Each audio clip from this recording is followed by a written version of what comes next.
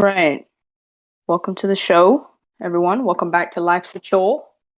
Before our guest comes in, Tom Young, he's a sports and gaming journalist.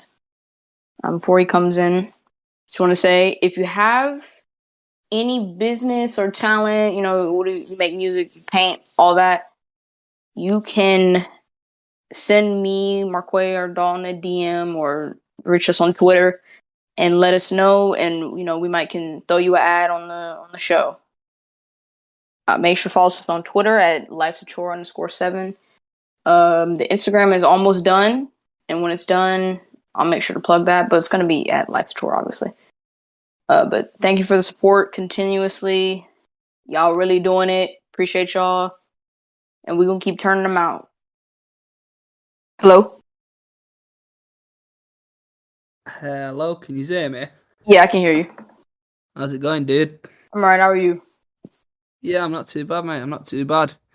That's good. That's good. So, what's mate? How does this all go down? So the first thing we do is we do this thing called the Daily Gluck.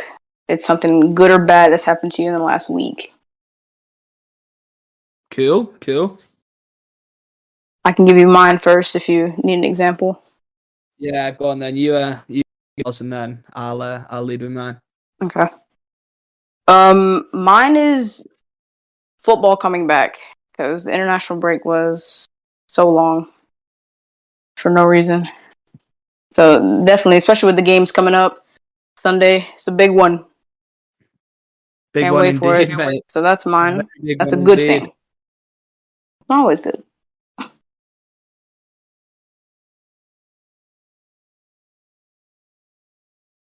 If you don't have one, then we can just go into the questions. Can you hear me? Am I coming through? Yeah, I can hear you. Yeah. Well, I'd say same. I covered Manchester City's game with Atletico from the press box last night, which was pretty cool. Wow. Good to get that win. I'd say that's certainly a good thing that's happened this week. Yeah. What a frustrating game. Yeah, just frustrating. Frustrating's a nice way to put it. Yeah, I think. And then obviously, to Sunday, which is terrifying. And yeah, it's just horrible. There's nothing that I will enjoy about those 90 minutes of football. The only thing I'll enjoy is the full-time whistle. So long as Man City scored at least one more goal than Liverpool. So, yeah, my good thing would be, the game yesterday, I reckon. Yeah, the referee as well. I saw you tweeted that the ref was like the worst you've ever seen. I agree, especially the 3 fouls where they kind of just bounced one of our players off the ball. It happened 3 times, but the third one was a pen to me. I saw people on Twitter saying it wasn't, but the third one on Sterling, right as he was gonna get to the ball, like he was gonna get to it. I'd agree on that one. I think, no attempt to play the ball. I can't remember who the defender was, but he just stepped into Sterling straight across his path, which is anywhere outside the box, and it's a foul. Exactly. But there's no rule to say a foul has to be more of a foul if it's inside the penalty area. Right. But referees tend to play with that. But yeah, that referee last night was awful. Genuinely awful. He just got so much wrong, I found it comical that Gabriel Jesus got booked for telling the referee that he was awful. Yeah. Which is quite insane, really. But yeah, it was a frustrating game. I think you referred to it as frustrating earlier, and I think that's the only way you can put it. They're a very, very horrible team to play against Atletico Madrid, and I'm not looking for like either. But I think we should have enough to get past them. Yeah, that Jesus one was so bad to me, especially because the ref got it wrong, and he gave him a yellow, but didn't give Koke a yellow for dissent the entire first half. Like, it made no sense at all. Then the Grealish foul. The Grealish foul where the dude stood in front of him. He's suspended for the second leg as well, doesn't it? So that's even worse. Yeah. I think that referee was on a bit of a power trip last night. He wanted to make sure it was known that he was in charge, and I think Jesus fell victim to the frustrations of everyone inside the stadium at just how bad that referee was. But like I say, we got the win, which was the most important thing. Ideally, would have been nice to get that second, but we take a lead over I think we are comfortably the better side. So I think we should be all right. It won't be easy that Definitely. second leg. Now, It when that won't be goal went easy in, it was whatsoever. like finally, because the injustice if that would have ended 0-0, like, jeez. Yeah. But enough of Few of that. them Enough of that. have a- where So we've Crystal Palace. I have 10 questions for you. Okie dokie. Just and you can pick any of the questions in 1 through 10. We just kind of do it in the order that you prefer. Cool. That is sounds good to me. Yeah, let's rock and roll, mate. All right. So you can pick 1 through 10, and then we can get it going. We will start with. So I just pick a random number, and you hit me with the question. Is that how it works? Yeah. 1 through 10. Go. Just pick any of the numbers. We'll start with number 6. Number 6. Okay. Favorite press conference moment that you've ever had? Of myself attending personally? Yeah. Favorite press conference moment. I found it quite last night actually when Diego Simeone came in and he was asked what his thoughts were on the game, and he comes in and he says, we're frustrated because we wanted to win the game. And I was like, you had 0 shots across the whole game. I'm not sure if you wanted to win the game. I'm not entirely sure how you're going to win the game without having any shots. So that was good.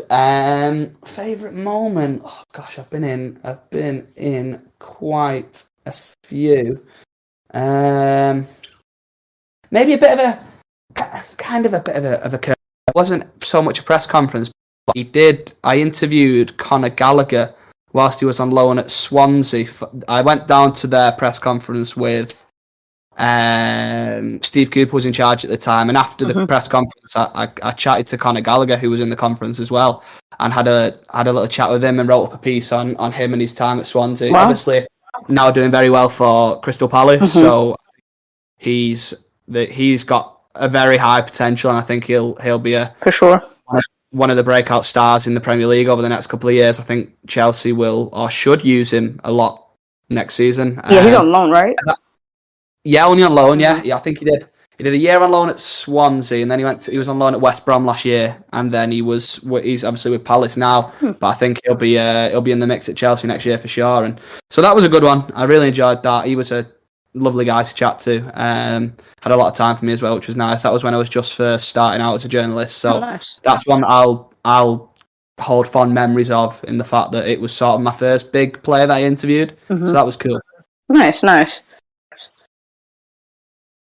Number? Is that how we go? Yeah. We'll go number 2. Number 2. Can you tell me about eFootball? I remember when it first dropped, and I was confused because they're not making another game besides FIFA. So I don't know. Yeah.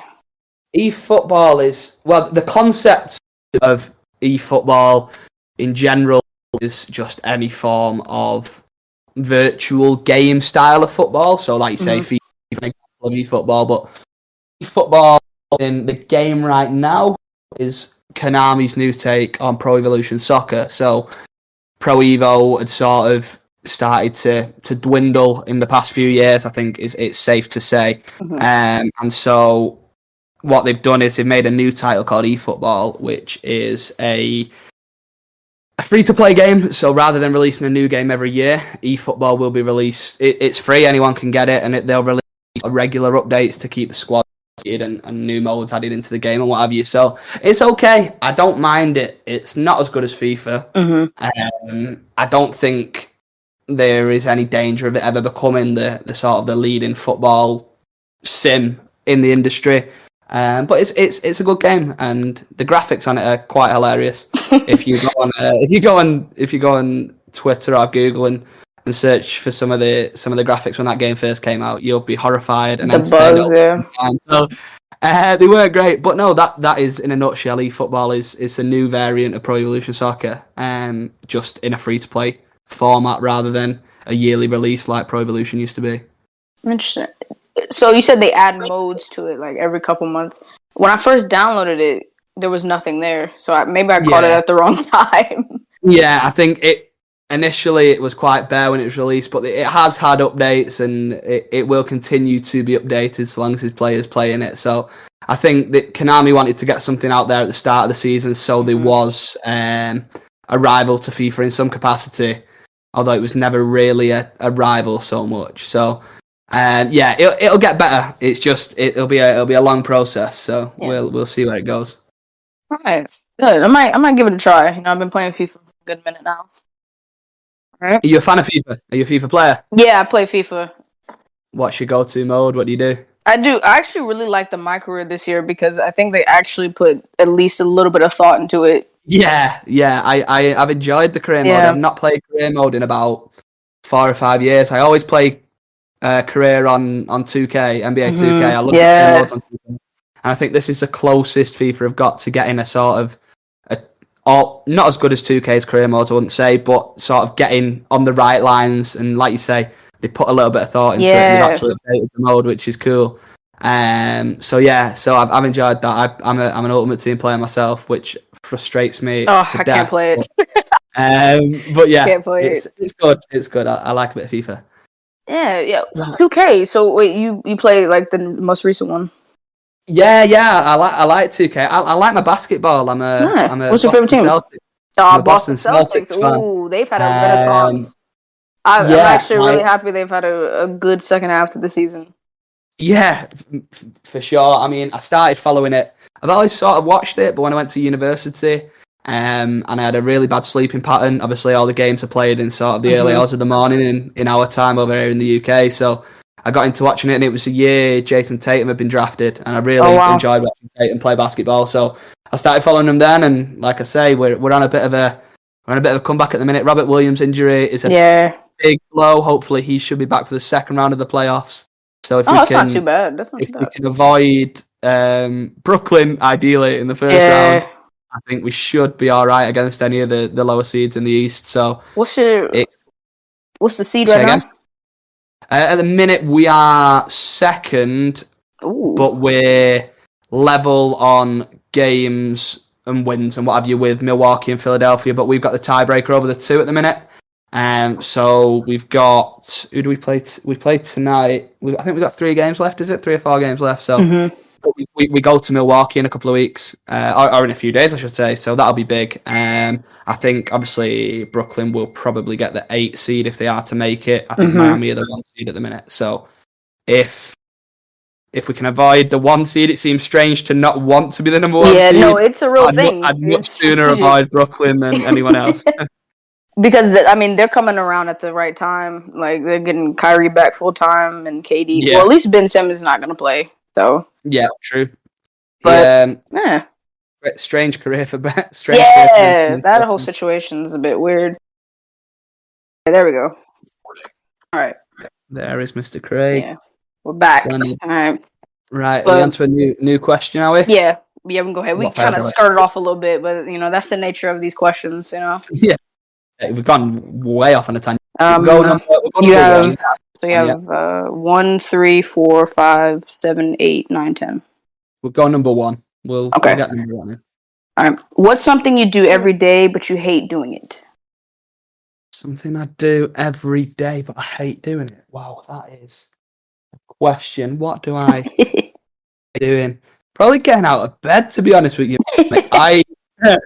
You've got to get up and get on with your day, but I don't think it gets any easier. I think more so on days where I know I've got something exciting on, something that I'm looking forward to doing. It's slightly easier than others, but every day that alarm goes off first thing in the morning, you just wanna just go back to sleep, don't you? So, I'd say that's it. Just getting out of bed is a slog, but no, like I say, when you've got things on that you're looking forward to and things to do, it's a lot better. And thankfully, it's been quite a busy couple of months on the sports front and on the journalism front with what I'm doing. It's easier, but yeah, I still never grow fond of hearing my alarm go off in the morning. What time do you wake up in the morning?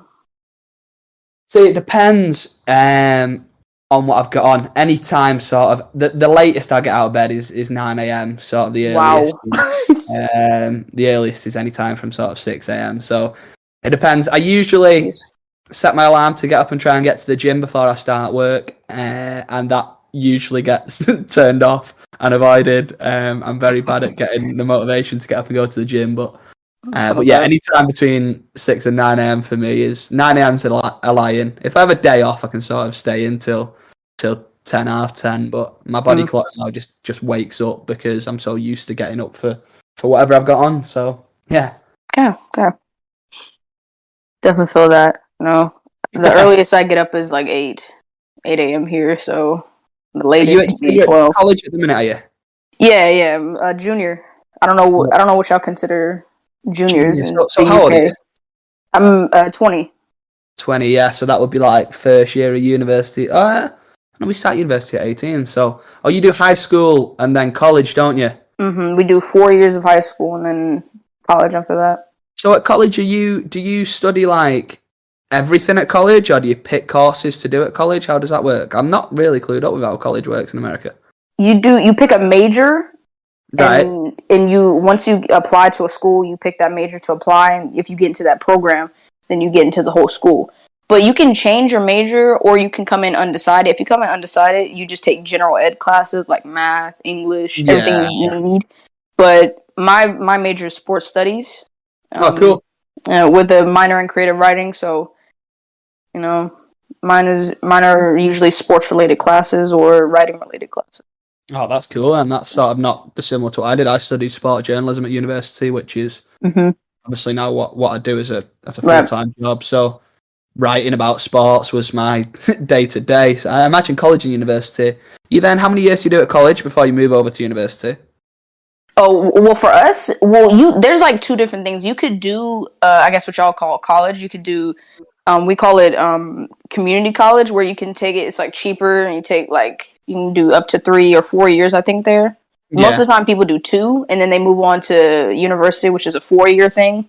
Right, okay, but cool. For me, I just went straight to university just because I wanted the college experience. You move into the dorms, you meet new people and all that. Yeah. Do you go to college far from where you're from? Like from your home state? Yeah. Well, I'm in the same state that I've always lived in, but I'm in a different city. I'm probably an hour and a half away from where I was, born and raised. Cool, so it's not too bad, You're close enough to get home if you need to be home, but then you've also got that independence of living away, which is quality. Yeah, that's cool. I like that. I went to university in Cardiff, which is like 4.5 hours from Manchester. So I live quite far away, which was what was that? You had to take like a train. Yes, it was a train. So obviously I lived in Cardiff whilst I was studying there, and then it was a train home whenever I was heading home for whatever purpose. So you're from Manchester? Yeah, from Manchester, born in Manchester, lived in Manchester all my life, and then still live in Manchester now, but did 3 years down in Cardiff studying down there, and then came back to Manchester sort of quite quickly because of COVID. I can't wait to go there one day. Have you never been over to Manchester? No. Never been. No. Well, whenever you're over, you'll have to hit me up, and I'll sort you out with some tickets for City and what have you, and we'll. Thank you. Yeah, for sure. I mean, especially since I'm turning 21 this year, and I'm hopefully looking to graduate next year, but it might not happen. But definitely going to save up some money and try to go to England. Yeah, well, if like I say, if you're ever over here, do hit me up, mate, and I'll show you the ropes of Manchester, all the places to be, and all the things to see, and we'll get to a match together. It'll be cool. Thank you. Yeah, that's like on my bucket list. I gotta see Manchester City in person. Like, I think they're doing an American tour in preseason. I'm hoping they come close to North Carolina. Yeah, they're in the States in the summer. Yeah. I think I met a guy who came over from Philadelphia to watch City for the first season. And before the game, was chatting to him, and he come over for the Palace match when we got beat 2-0 at home. So it wasn't the fairy tale game that he was hoping for, but he was able to get over and watch City play at the Etihad, which is always cool. But 2-0 Crystal Palace beat us, which wasn't great. So quite a way to travel for a defeat to a team like Palace. So that's the only thing that's like it could definitely happen. Like you go to the first game, they lose. Like God. But I mean, the experience is still there. You still get to be in the crowd and all that. See the football. Exactly. I think a lot of City fans, obviously myself included, when I was younger, most City fans' first games were defeats. I think I went to 9 or 10 games before I seen us win a game. So obviously it's different. We're better, and we're good at football, but where were you? We were shit. Yeah, really bad. yeah, like I say, it's good. It's great. So It's cut out a lot. say again, sorry. Hello? Have I gone? Am I here? Can you hear me? Hello? Hello? Oh, it cut out for a good minute. I don't know what happened. Or did I go? Sorry. Yeah, sorry. We're just waffling anyway, aren't we? A new number, I presume. All right. Number. Go for number All right. So 8. 3, 4, 7, 8, and 10. So you get a good amount left. Take number 8. We'll go for number 8. Number 8. Okay. Is your current job what you always wanted to do?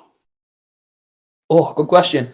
I think the obvious answer is when I was younger, I wanted to be a footballer. I wanted to be a sports player.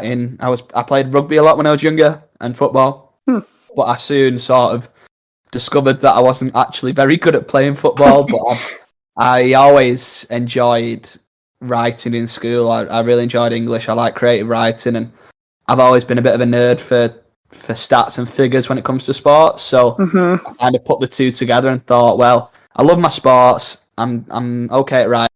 So I think it's the only job I've ever sort of said, oh, yeah, I could do that and I'd enjoy doing that. So from sort of being in secondary school, from being like 13, 14, I'd wanted to get into sport journalism. So it's been my only ever real aim. When I was really little, I wanted to be a pilot. I don't know why. When I was like a little kid, I loved planes. So, but that was never anything that I was properly interested in. Went after you. Like yeah. But yeah, I'd say yes. Nice. It's always been since being able to think about a career. Sports journalism is always something I've been interested in, and thankfully something which I'm doing at the moment and enjoying, and hopefully I can continue in that for as long as I'm able to, I suppose. Nice. That's cool. That's cool. I definitely like what I want to do in my degree. I want to be a sports commentator or a journalist. So it's like one of the two. Yeah, I mean, I'd love to commentary. Anything to do with sort of audio visual journalism is probably would be my preferred route if I could pick what I went into. But I enjoy the written aspect of it a lot as well. But yeah, things like commentary would be to be able to sit and commentate on that you watch and that you watch up and that you support would be incredible. But yeah, I wish you all the luck, mate. Like I say, it's a great industry to be in. If you like your writing and you like your sports, which evidently you do, I can tell from chatting to you now that if it's a great industry to be in. But it's also a very competitive industry. It's a hard one to get. A lot of people trying to break in. Out there. A lot of people trying to write a lot of the same things, and it's just who can oversaturated. Yeah, very much so. All right. Well, what numbers have I got left? You've got 3, 4, 5, 7, and 9, and 10. We'll go for number 5. Number 5.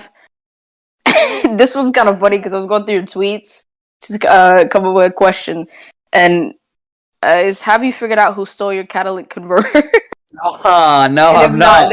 Have you got a new one? It's it's a nightmare. We've got the footage on. We have I don't know if they're in America. We have like a doorbell with a camera on it. Yeah, we call it Ring cameras. A Ring doorbell, yeah. So on the doorbell, we've got the footage of these two sort of scumbags coming up with their hoods up and taking the catalytic converter off the car. But no, I to be honest, I was going to buy myself a new car in the summer anyway, so I've just kind of fast forwarded that, and I've got rid of my old car that had the catalytic converter stolen, and instead I am now driving a Fiat Punto. So I've got myself a new car, so I'm back on the road. But yeah, no, we've not managed to get our hands on the ones who actually got it. But it took a big hit to my bank account, which wasn't ideal. Hey, yeah, that's fucked. You know, like thinking about it, that type of crime definitely does happen in America, but I've never had like somebody that's actually happened to. Like I've only ever heard stories about it. So like can't even imagine like having the idea to just be like, all right, we're gonna go in this car and we're gonna take this. Like I say, mate, it's incredible. It was my drive, so it was at my house, my path, and they just came up, got a car jack out the car, jacked up my car, went under it, chopped off the converter, and off they went. And I was awake in the morning, came to my car to leave the house, and all of a sudden it started making some very, very questionable noises. And soon figured out that it was missing a vital part of the car, which Wow. which was very frustrating. So, What'd you it do? wasn't. Say again.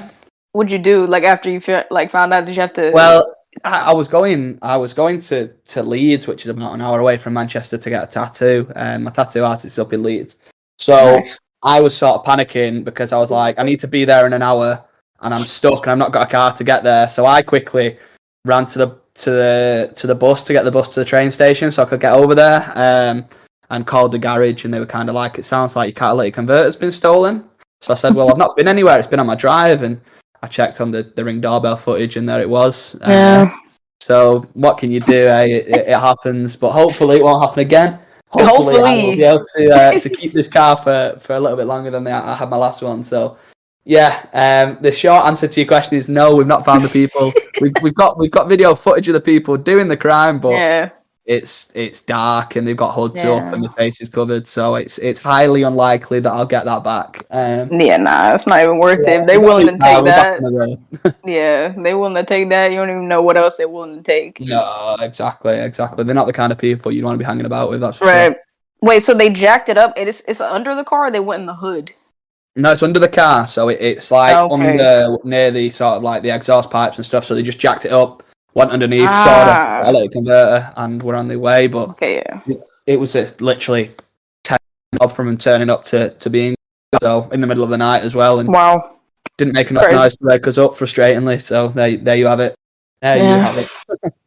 Yeah, that's sorry about that. That's fucked up. Yeah, mate. Like wow. I wasn't a person to be around on that day. I can tell you that for 3, 4. Yeah, 3, 4, 7, and 9 and 10. 3, 4, 7, 9, and 10. We'll go for number 10. Number 10. Describe life in England. I think that question kind of did as well. Describe life in England. Yeah, England's not that bad. I mean, that probably doesn't paint a nice picture of England. Life in England, I would say, is very sort of. I mean, when speaking to what I presume would be more Americans listening than anything else, is life in England is very sort of mixed. I think you've got, obviously you can have it in America where you can drive across a state that's the size of England and you stay in the same state, whereas there's a lot of different cultures in England, even so much so that like Liverpool is an hour away from Manchester, less than an hour to drive from Manchester to Liverpool.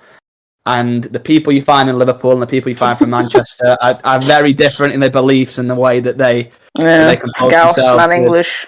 Yeah, exactly, precisely. So, yeah, it's very much there's a lot going on in England. It's a hectic country. We're a very passionate bunch though when we want to be. We're also a very horrible bunch when we want to be as well. So, yeah, it's. No 2 days are the same. There's a lot going on. There's so much to see and do in England. We are quite a powerful country in terms of on a global scale. Like we're very small in stature, but we are a big country. Everyone in the world has heard of England and knows who England are. So, but yeah, being from England, it's very wet all the time. It's always raining. It's always cold. We get about 2 sunny days a year. And that's about that. But no, we're a patriotic bunch. We love our country. And we've got a lot going on. So yeah, like I say, North and South divide. It's a real thing. You go to London, and if you smile at someone, they will scowl back at you. You go to the North, you go to Manchester, and you'll sit in the pub with people you've never met before, and you'll sit and you'll have a pint and you'll have a chat, and it's great. I think the North is so much better than the South. So if anyone's listening, who is ever thinking of coming to England, forget London. To the North. Go to London for a day to see Big Ben and to see Buckingham Palace and all the touristy attractions. That's great. But if you wanted to come and meet some nice people and chat to some lovely people, head up north. The North is better than the South in every aspect. So yeah, there you go. That's England in a nutshell from me. I mean, the U.S. is kind of similar, the same time of dynamic, I think, with the North and South. But obviously, I'm from the South here, so I'm gonna cap for the South. Yeah. But I mean, that's funny though, because London is basically like New York in England, like very tourist heavy. Yeah. Like you'll struggle to find someone nice. But I mean, hey, a lot of people go there. They still travel there. There's a lot of money to be made there. I could never live there though. No. Never. London's very expensive as well. I imagine New York's the same in that So expensive. it'll cost you an arm and a leg for a pint in London, whereas if you can get probably 3 pints for the price of one in London when you're up in Manchester. So, although Manchester is becoming sort of, I think people are now starting to understand that that Manchester is where it's at. I think Manchester's becoming a little bit more commercialised and sort of going down that route of London. Not nowhere near the levels of London yet, but it is getting a bit more expensive up here, which is really frustrating. It's getting more expensive everywhere. Like well, that's a good crazy. point. Yeah. All right. What have we got left?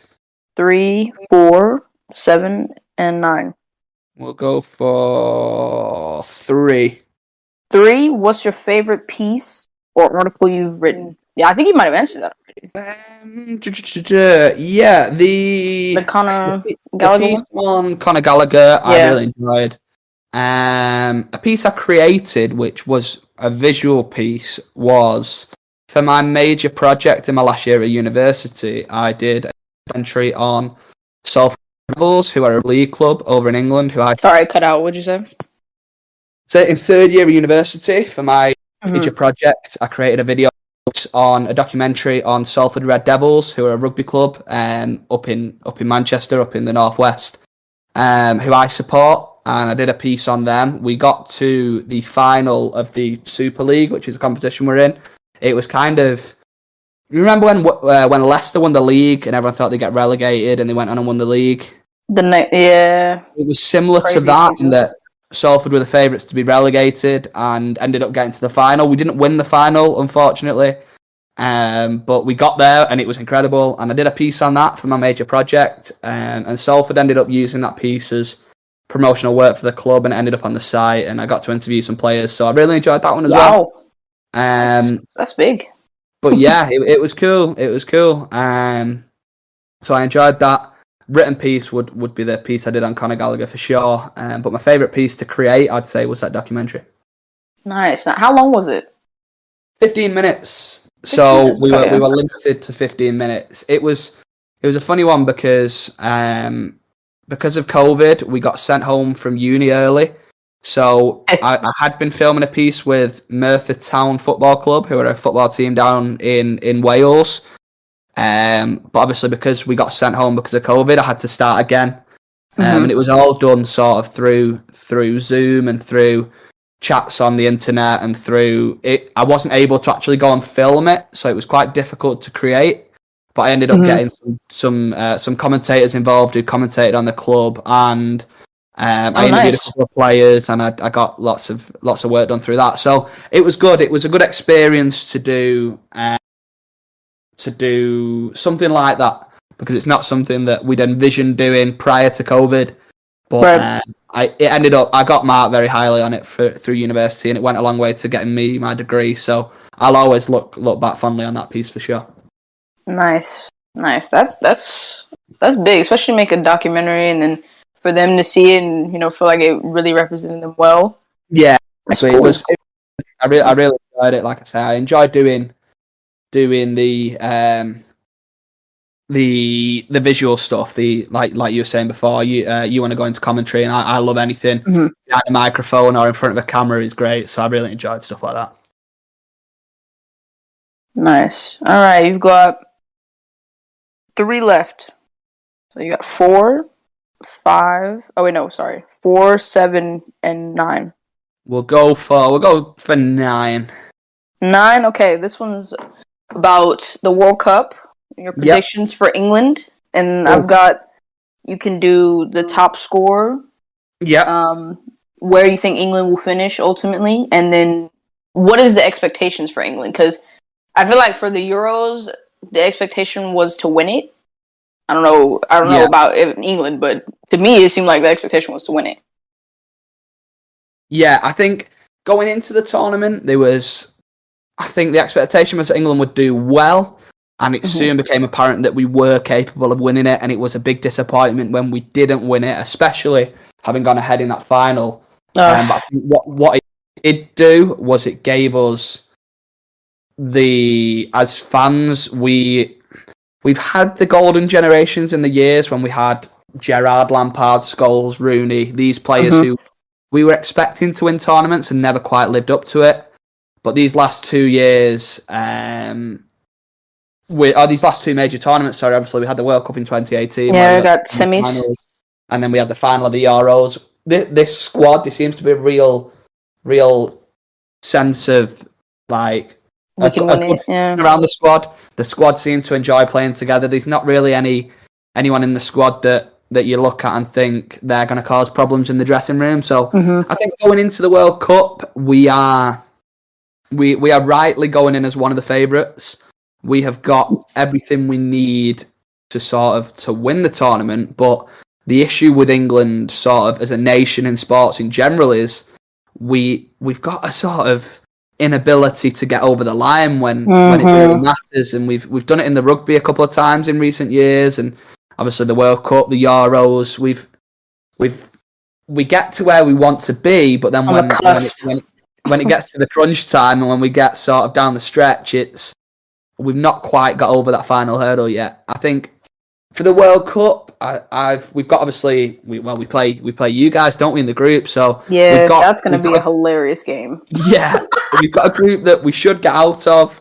We should top that group, and then it gets tough through the knockout stages. So I think we've got as good a chance as anyone of winning the whole thing.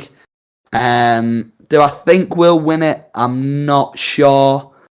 I think it's tough. I think top scorer, you can't look past Harry Kane as being the top scorer for England for sure. Probably he's on pins. Yeah, exactly. Probably the top scorer in the tournament. He was in the last World Cup, and I wouldn't be surprised if he did it again, especially with the form he's been in of late. I think for England, the World Cup is a long time away, though. Yeah, that's the thing that's really getting me. Like people that are going to be playing well right now at the end of the season, they'll get a preseason, and then what if they get injured? They might miss it in December. Like it's crazy. Harry Kane could be at a completely new club by the time the True. World Cup comes around. You know, if it looks like Mbappe is now going to stay at PSG, which means Real Madrid taking back in for Haaland, and then if Haaland goes to Real Madrid, we'll City go back to Kane. So there's a lot to be decided before the World Cup. Obviously, there's a lot of big name players who are sort of available across the course of the summer. So yeah, like you say, it's still a good few months away. Things can change before then, but if you press me for an answer now, I'd say Harry Kane for top scorer, and I think anything less than the semi-finals is a disappointment for England. But we have got as good a chance as we've ever had of going all the way and finally winning it for a second time. It's been a long time. I mean, 1966 is a long time ago, so we've come close on a couple of occasions recently, and hopefully this time we can go that one step further and get our hands almost on 60 years. Wow. Yeah, well, this is it. It's been. You know what? England remind me so much of City in the Champions League, where they cannot get over. Like it's so frustrating. Like especially with the way England went out in the 2014 World Cup. Like that was rock bottom. Like never seen them be that bad. So you know, to come in the next World Cup, then you get to the semis. So I feel like they're due to win it. I think and I think we're due to win the Champions League as well. But I don't want to put any negativity out there. But hopefully, incredible. Yeah, you look at it and you look at the Euros 1-0 up against Croatia early, and the favourites to win the game going into the game, and ended up losing in extra time. And then the same with Italy. We went 1-0 up really early against Italy, and I think I think it sounds strange. I think England scored too early in that final against Italy. We scored inside the opening minutes, and instantly the natural reaction was to sit back and just defend what we had. Whereas if we'd have played against Italy like for like, I think we've got every chance of outplaying them on the pitch. But because we went into that reserve nature of, right, we're winning, if we can not concede, and the goal Italy scored was a bit scruffy, a bit of a deflection, a bit of a horrible goal to concede, but we'd sort of, the mentality was to defend what we got, and then obviously a penalty shootout is what it is. England and penalty shootout coin flip. Well historically. So yeah, I mean, like you say, like City, City are due to win the Champions League. City's Champions League. Do it, man. It's got to come. It's got to come soon. For real, especially after last year's final, it was so Yeah, bad. I'm still not over that. I've still not watched. Not watched. Me either. Never watched the highlights. No, I can't do it. I can't do it. I can't do it. Like, it was too painful. It was too painful. Like, to get there, you got Aguero crying. It's like, oh, fuck. Yeah. Like, this is terrible. I had to turn it off. As soon as the final whistle went, I turned it off. I was like, nah. Yeah, it's horrible. Especially having done so well to get past Dortmund. PSG, Dortmund. They beat PSG home and away. And you think, with all due respect to Chelsea, you think, well, we've got past Dortmund and PSG comfortably. Chelsea should be a walk in the park, really, for the way we play football. And yeah, it just all went wrong on the night. But hopefully, although the thought of a Man City Liverpool Champions League final this year has me sick. Yeah, I pray that does not happen. I would not be able to take it if we lost the game. Yeah, no. I can't. No, we've got 2 games against them to worry about already. We don't want the Champions League in there. But it could well happen. But it will come. City's Champions League will come eventually. It will. I'm more convinced that City will win the Champions League than England will win a major tournament. But I think, like you said, England are there or thereabouts. It'll come for England. I'm hopeful it'll come for England. But I'd take City winning the Champions League over England winning the World Cup every day of the week. Hey, you know what? I'm with you. I mean, even I don't know. It's something about when we get English teams in the Champions League. It's like a mental curve for us. Like when we got Liverpool. That first year when we got blown out of the water the first leg, and the second leg, dubious. We're not even gonna talk about it. The referee was terrible. They disallowed a perfectly good goal. It was done after that. Then the next year we went out to what was it? We went out to after Spurs. It was Lyon. It was Spurs, yeah, and then it was Lyon. Lyon. That's Liverpool, Spurs, and Chelsea.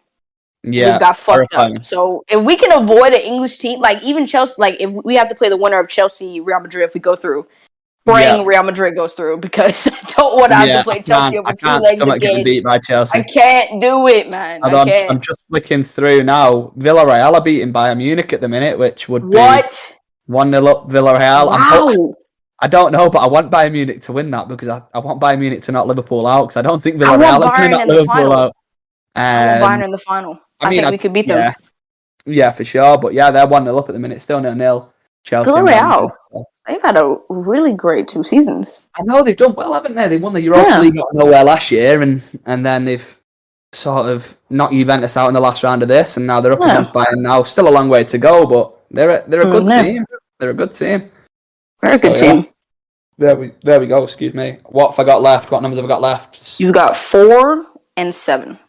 We'll go for number 4. All right. Rank these 4 things from most to least important. Okay. So, career, friends, love life, and hobbies. Ooh, right. I would say least important would be. Oh gosh, that's a really good question. I'll start with most important. Most important for me is friends. I think friends and love life fall quite similarly with one another because, in my opinion, if your love life's good, you are good friends with the person that you're in a relationship with, and that's right. They fall together quite nicely. I think that's where your sort of main source of happiness comes from is through the people around you. You don't want to having a great career is fantastic, and being successful is great. Having money's great, but your true happiness comes from the people that are around you, and that's why I will always prioritize. I mean, if I can, prioritize doing things with friends over any career things. But I say that when you're first starting to make your name in your career, you do have to make sacrifices. But if you've got a good group around you, they'll be aware that you're not doing it because you want to sort of push them to one side. They know that you've got to make make decisions to get where you want to be. But I'd say friends and love life fall quite closely as number one, and then I think I'd say sort of your career is probably slightly more important than hobbies because you need to. Oh, there you go. Real Madrid have just scored against Chelsea. Sorry, you need to. Yeah. Are they at home first? It's at Stamford Bridge, yeah. So okay. Yeah, it's not great. Yeah, off on a tangent. Back to where I was. Yeah, your career is really important. But yeah, you know what? I say that I lie. Hobbies. You want to be doing stuff that you enjoy. You want to be doing stuff you enjoy. Enjoyment is so important. Exactly. I mean, getting away, you work a long day doing whatever you're doing, and like I say, I'm lucky that I enjoy what I do. I'm lucky that I get to write about sports, and I love sports, so it's a bit easier for me. But you need hobbies. You need to have things to distract you from the pressures of everyday life. You know what I mean? It sounds quite deep, but you don't want to be sitting working all day and then coming away and sat there with nothing to do, just wasting your time away waiting for the next day of working. So yeah, I'd say I'd go friends and love life 1 and 2, very similar. Then your hobbies and your career sort of last. But if you pick a career that you enjoy, it becomes almost a hobby. If you're in, like you say, if you can find yourself a way into journalism that you enjoy or into your commentary, then you won't ever work a day in your life because you'll be doing what you love doing. So friends and friendships and relationships with those around you is paramount. Though you've got to have good people around you, because good people around you make you a better person as well. If you've got the right people in your circle, you'll do better in your career. You'll do better in your everyday life. And it's 2-0 to Real Madrid. Karim Benzema double Real Madrid lead with a header at the back post. We're putting out good juju. City are winning the Champions League, lads. They're winning it. We're talking good and we're putting good vibes. Everything we're saying is going to happen. Bridge. So hopefully. Yes. Come on. There we go. Real Madrid at 2-0 up for Bridge. And even Real Madrid, they just got slapped by Barcelona 4-0. Real Madrid are not that good. Obviously they're good, but to get slapped by Barcelona the way they were looking in the beginning of the season to now, it's so everybody can be nobody in the Champions League right now that are still have that aura of unbeatability, which I think is good. It's probably the most open in a good minute. So for sure. I think, and by the way, I just say it now. It's again another tangent. Karim Benzema, there needs to be more respect put on that man's name. He's scored both goals. He's scored both goals tonight already. He has to be talked about as one of the greatest strikers to ever play the game. I think he's been unfortunate in falling in a time with Ronaldo with Messi, with Lewandowski, and he's gone under the radar a bit. But he has been the leading man for Real Madrid for the last 10 years, leading striker, how many years it's been. And he's still at his age now is delivering on the big stage. So Karim Benzema, put more respect on his name. What a footballer he is. I agree with you. I think he deserves more than what he gets, especially because, there was a time. I remember this. A lot of people like to, Real Madrid fans, they don't want us to know this, but there was a time between 2016 and 2018 where they genuinely wanted him sold, every week. He was having, some terrible games. We can say that. But the disrespect that he was getting was ridiculous. So for him to be the main person now, especially after Ronaldo left, it's okay. Yeah. And his contract's up next year. So I don't know if he's going to resign or is he going to go somewhere else. I don't know. Definitely. Yeah, it's an interesting one. I think Madrid will want to retain him, I'd imagine. It depends, doesn't it? Not if they want to get Haaland, I guess. Yeah, it depends. If Haaland comes, if Mbappe comes, I mean, I think there'd be a long list of potential suitors if Benzema does choose to leave. Especially because he's rarely injured. Say again? I said, especially because he's rarely injured. This is it. His record is incredible. And he's, like I say, he's probably, for me, one of the most slept-on footballers of a generation. And again, that is due to the unfortunate fact that he's played alongside Ronaldo and Messi, who have stolen the headlines for years. But he has quietly gone about his business in scoring goals for fun for years, and more respect needs to be put on his name for sure. I agree. All right, last question. This is probably the best question to end on, to be honest. We got one left. Is this the last one? Yep. All right. Favorite city game you've been to? Favourite city game I've been to? Well, there's only one answer, really, isn't there? It's going to be the cliche, but that game against QPR when Aguero scored. Wow! Never talked to anybody that was there. No, what was that? It was, like I say, supporting City is a roller coaster of emotions. You go through the mill, and you went through just about everything in that 90 minutes possible within 90 minutes of football. From before the game, thinking there we go, 5-0 win, walk past a really poor QPR side, win the league, celebrations, to then going in 1-0 at half time and thinking there we go, we can start the party. Les Scott slips that header back and Cisse scores, and you think, oh, it's all right, we've got 45 minutes, we'll score again. Joey Barton then gets sent off. 10 minutes, got just over half an hour to score against 10-man QPR. We're fine. And then Mackie scores, and you think, oh no, it's really going to happen, isn't it? We're really going to find a way. And then, funnily enough, where I was sat for the game, I was literally in the corner where Aguero ran past when he scored. I was in down there, and there was a rumour coming round near us that it was like, oh, Sunderland have equalised at United, and the signal in the stadium's awful. So David Silva's able to take corners, and we're all like, we only need one goal, and Dzeko scores, and we're all thinking we've done it. We only needed a draw. And then someone goes, no, it's Sunderland haven't equalised, we still need to score. So we had the high of, we've done it, to, oh no, we've not. Right.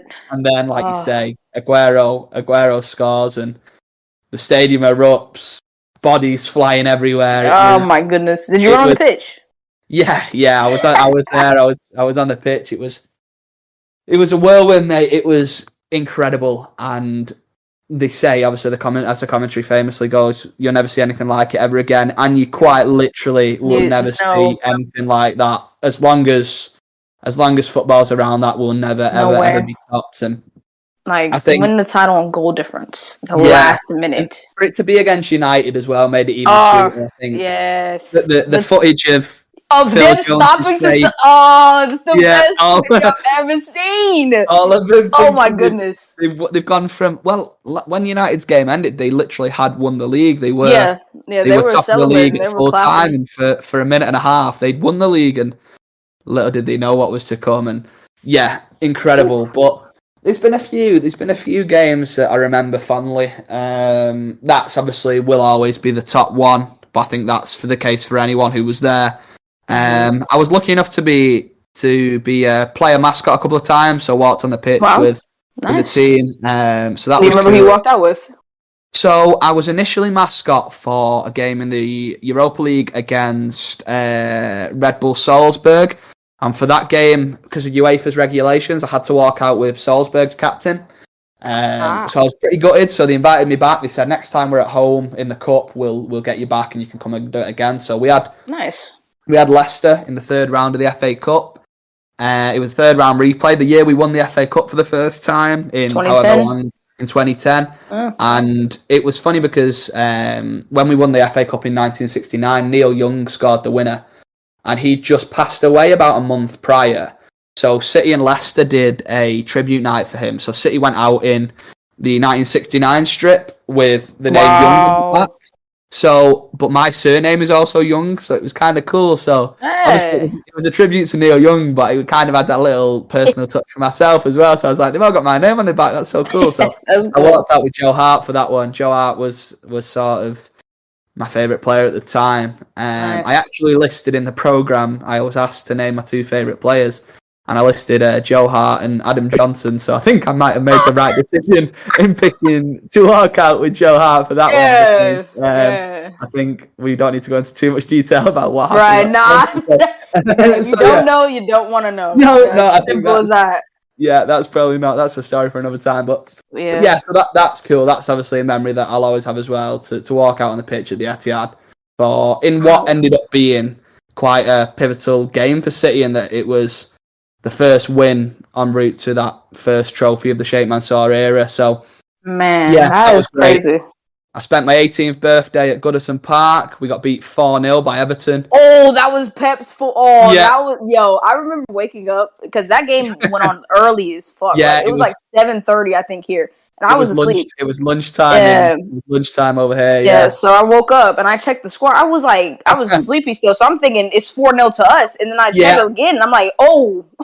Yeah, that was fun. Like I say, that was literally my 18th birthday. So wow, we can drink from 18 over here. So the first legal pint I bought was at Goodison Park, and that was in the good old days of Claudio Bravo, where you conceded once he was right, one went over him, and one went under him. So he conceded in every conceivable way possible in one game of football. So. Claudio Bravo, the greatest cup competition goalkeeper of all time. He had a glow up, though. Never. He had a glow up. He struggled in that first season, but when he went to number 2 and started playing in the cup, he had some big performances. Yeah, you know what? It's funny because Barcelona used to use him the same way. They never used to start him. They would always used to have him as a number 2. Yeah, because obviously Ter Stegen was a man at the time. So maybe that's what he was destined for. Maybe I'm thinking that was like Pep. He fucked up. He thought he was number 1. Yeah. Pep should have read the signs. Yeah, he learned. Obviously we bought Ederson. No worries, mate. There we go. Here he is, Mr. Craig. All right. Hopefully it's not that chompy that I have to re-edit this like 8 times. But either way, it's been a great conversation. Thanks for joining us again. I was going to say thank you for having me on. I've really enjoyed it. I think that the format of the show is great. It's kept me on my toes. I've not known what's been coming, and it's been it's been good. It's been good. It's been good chatting to you. And like I say, if you ever do make the trip over to Manchester, let me know, mate, and I'll make sure I get you hooked up with some tickets to Norwich City. Definitely. And we'll go and we'll have a drink and we'll watch some tremendous football. So yeah, again, thank you very much for having me on. And yeah, if you ever want me on again, if there's ever any opportunities to come on and have another chat further down the line, if you do any different shows, we'll be open to that. Do let me know, and we'll do this again sometime, mate. You can say your Twitter and everything. Check out. I don't know what. Do you post your pieces on a website, or you just kind of tweet them out? Well, Tom Young SJ is my Twitter handle at Tom Young SJ.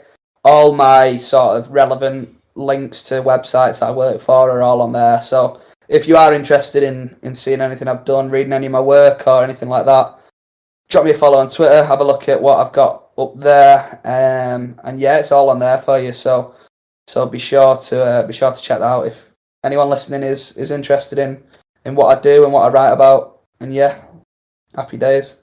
All right. Thank you. Splendid. Thank you very much.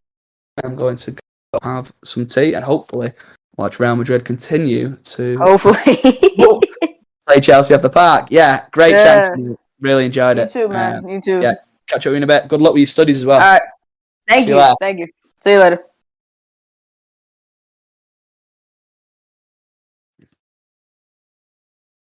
All right.